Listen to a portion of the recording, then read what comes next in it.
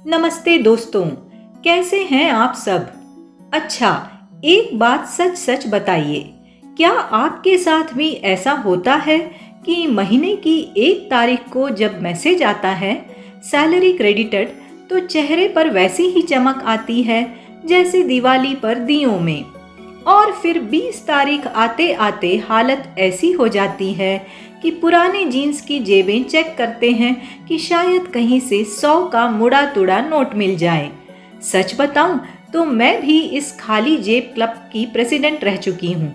मुझे लगता था कि मैं कम कमा रही हूँ, पर असल में मुझे पैसा संभालना ही नहीं आता था। आज मैं आपको कोई किताबी ज्ञान नहीं, बल्कि अपने अनुभवों और अपनी बेवकूफियों से सीखे हुए 5 आसान नियम बताऊंगी। चलिए शुरू करते हैं। नियम 1, सबसे पहले खुद को पैसे दें। पहला नियम बहुत जरूरी है।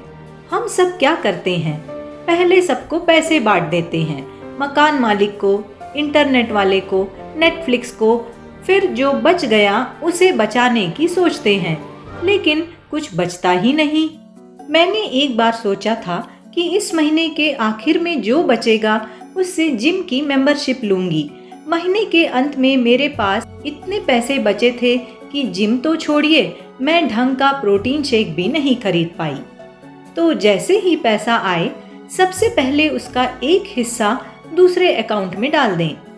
इसे अपनी भविष्य की सैलरी मानिए। याद रखिए, आमदनी माइनस बचत इज इक्वल टू खर्चा। नियम 2, 30 डे रूल। सेल वाली साड़ी या ड्रेस। बहनों, हम सबका एक सबसे बड़ा कमजोर पॉइंट होता है 70% ऑफ वाला बोर्ड।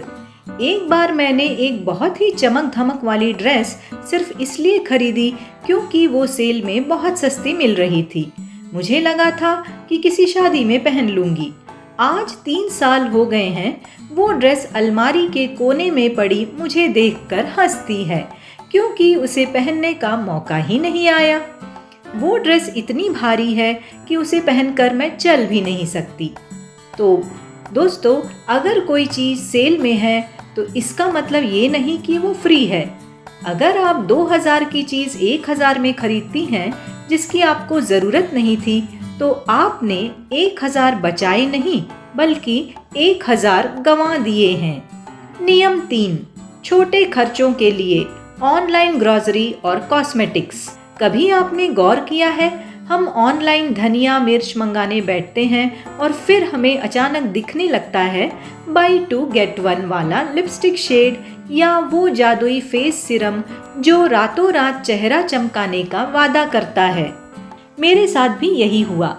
मैंने 500 रुपए की ग्रोसरी मंगानी थी और फ्री डिलीवरी के चक्कर में मैंने 2000 रुपये का सामान कार्ट में भर लिया, जिसकी मुझे रत्ती भर ज़रूरत नहीं थी। वो 50 रुपये की डिलीवरी बचाने के चक्कर में मैंने 1500 रुपये फालतू खर्च कर दिए। ये छोटे छोटे ऐड टू कार्ट वाले खर्चे ही हमारी बचत के दुश्मन हैं। नियम 4, नीड्स वर्सेस वांट्स।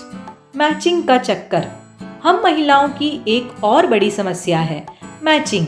एक 500 रुपये का कुर्ता खरीदो, फिर उसके लिए 400 रुपए की मैचिंग लेगिंग्स ढूंढो, फिर 300 के मैचिंग झुमके और फिर उसके हिसाब की सैंडल।